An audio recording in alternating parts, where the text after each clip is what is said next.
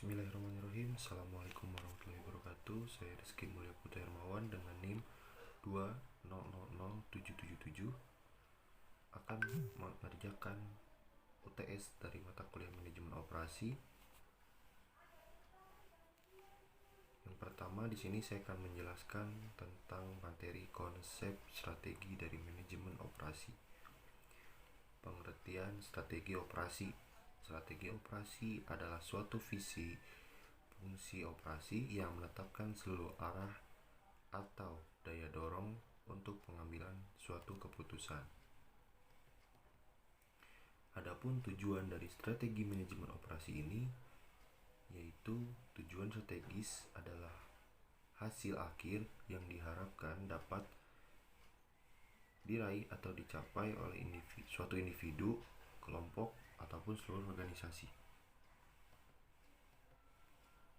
Adapun proses perumusan strategi seperti menganalisis situasi, menentukan strategi yang akan dilakukan oleh suatu perusahaan, menyediakan pertanyaan strategi perusahaan, dan menentukan orientasi strategi perusahaan.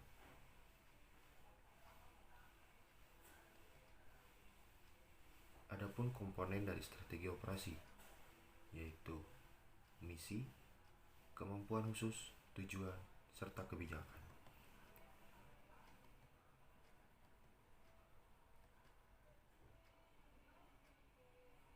Adapun bidang-bidang keahlian yang memerlukan strategi operasional seperti manajer pabrik, manajer mutu, konsultan perbaikan proses, manajer dan perencana rantai pasokan.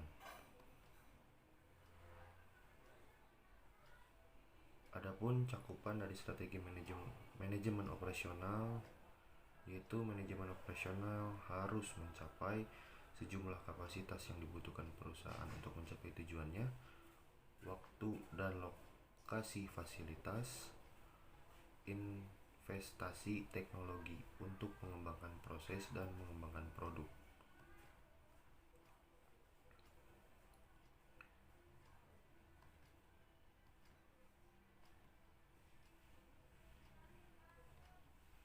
Jadi kesimpulannya dari strategi manajemen operasional ini adalah visi jangka panjang yang terdiri atas misi, tujuan, kebijakan, dan distinctive competence suatu perusahaan dengan tujuan hasil akhir yang diharapkan dapat diraih oleh individu, kelompok, atau seluruh organisasi. Selanjutnya adalah pembahasan tentang materi kedua, yaitu forecasting atau peramalan. Pengertian forecasting atau peramalan menurut Sujana merupakan proses perkiraan atau pengukuran besarnya atau jumlah sesuatu pada waktu yang akan datang berdasarkan data pada masa lampau yang dianalisis secara ilmiah, khususnya menggunakan metode statistika. Adapun langkah-langkah dari peramalan. Pertama, definisikan tujuan peramalan. 2. Membuat diagram pencar atau plot data. 3. Memilih model peramalan yang tepat. Lakukanlah peramalan. Metode peramalan. Yang pertama, metode kualitatif. Tidak menggunakan model matematis karena biasanya data yang ada tidak cukup representatif untuk meramalkan masa yang akan datang. Yang kedua, mode kuantitatif. Kegiatan peramalan dengan menggunakan angka-angka sebagai dasar untuk memperkirakan kondisi yang akan datang. Lalu, metode time series menggunakan analisa pola hubungan antara variabel yang akan diperkirakan dengan variabel waktu. Metode tangan bebas menarik secara bebas garis yang akan menentukan nilai permintaan. Lalu metode setengah rata-rata. Lalu metode rata-rata bergerak. 5. Metode exponential smoothing. Metode kuadrat terkecil. Itu merupakan metode dari forecasting. Sementara adapun karakteristik suatu forecasting yang baik yaitu dilihat dari akurasi, biaya, dan juga kemudahan. Adapun peranan forecasting dalam sistem produksi yaitu perencanaan bisnis, perencanaan pemasaran, perencanaan sumber daya, material recruitment planning, serta pembelian dan pengukuran kinerja. Selanjutnya saya akan membahas tentang perencanaan agregat dan kapasitas. Perencanaan agregat dan kapasitas adalah hasil produksi atau jumlah unit yang dapat ditahan, diterima, disimpan, atau diproduksi oleh sebuah fasilitas dalam suatu periode waktu tertentu. Adapun tujuan dari perencanaan kapasitas ini yaitu untuk menghindari situasi di mana terlalu banyak proyek dan program yang telah dimulai dan mereka secara kolektif melebihi kapasitas organisasi untuk menyampaikan.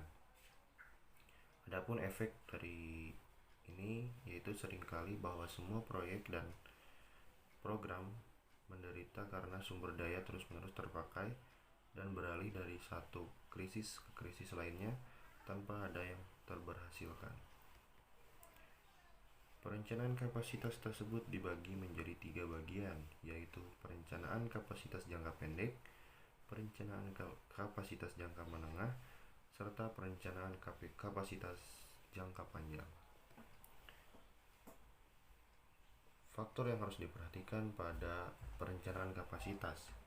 Pertama, kapasitas bahan baku, 2 kapasitas jam kerja mesin, 3 kapasitas jam tenaga kerja, serta keempat yaitu modal kerja.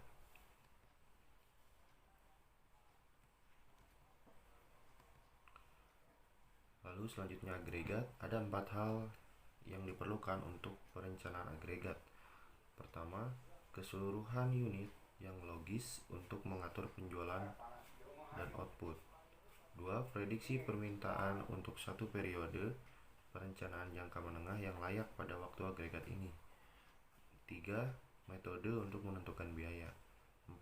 Model yang mengombinasikan prediksi dan biaya sehingga keputusan penjadwalan dapat dibuat untuk periode perencanaan.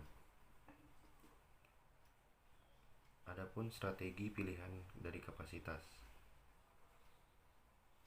1. Mengubah tingkat persediaan. 2. Meragamkan jumlah tenaga kerja.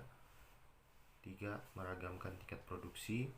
4. Subkontrak. 5. Penggunaan karyawan penuh waktu. Adapun tujuan dari perencanaan agregat. Yang pertama, pengumpulan. 2. Tenaga kerja. 3. Kelompok produk. Dan yang keempat, waktu.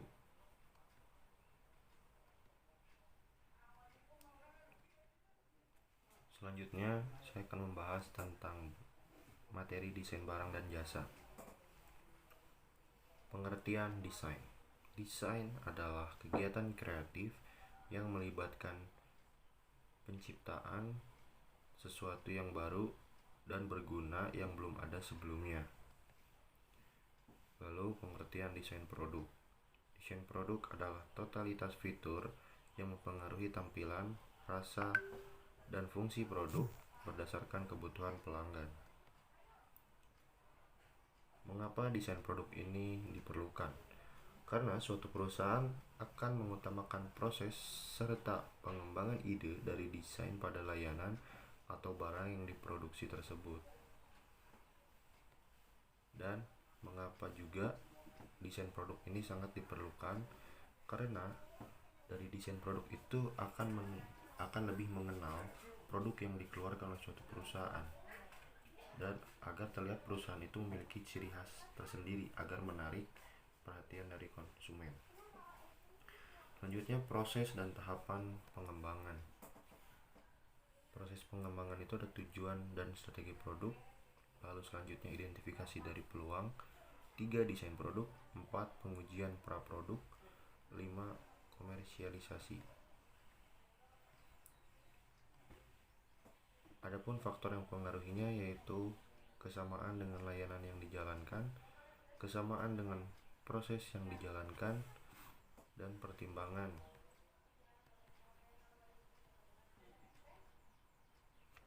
Adapun tahapan dari perancangan produk, yang pertama market research, 2 brainstorming nominal group value engineering, 3 menentukan tujuan dan batasan produk, 4 menggambar produk, 5 review produk, 6 membuat sampel, 7 uji coba, 8 produksi massal, dan 9 garansi. Kemudian materi yang terakhir yaitu tentang manajemen kualitas. Manajemen kualitas itu apa sih? Manajemen kualitas yang dikenal Total Management Quality atau TQM dapat diartikan sebagai sebuah sistem yang membantu sebuah organisasi, perusahaan, atau badan usaha untuk mengawasi setiap kegiatan serta tugas dan tanggung jawab yang diperlukan dalam mempertahankan kualitas atau mutu dari perusahaan tersebut. Adapun tujuan dari manajemen kualitas. Tujuan yang pertama yaitu menetapkan visi dan standar kerja bagi para anggota. 2. Membangun motivasi dan budaya kerja di dalam organisasi maupun badan usaha. 3. Membantu meningkatkan kepercayaan terhadap produk yang dihasilkan perusahaan. Dan yang keempat, memberikan inovasi atau pengembangan lebih lanjut dari perusahaan atau organisasi itu sendiri. Lalu selanjutnya itu ada prinsip-prinsip dari manajemen kualitas. Yang pertama yaitu customer focus, leadership, engagement of people, process approach, improvement, evidence based decision making, dan relationship management. Lalu juga manfaat dari manajemen kualitas itu yang pertama lebih memahami kebutuhan pelanggan, lalu meningkatkan kepuasan pelanggan, meminimalisir kesalahan yang bisa mengeluarkan anggaran besar, serta meningkatkan profit. Lalu dimensi kualitas produk barang.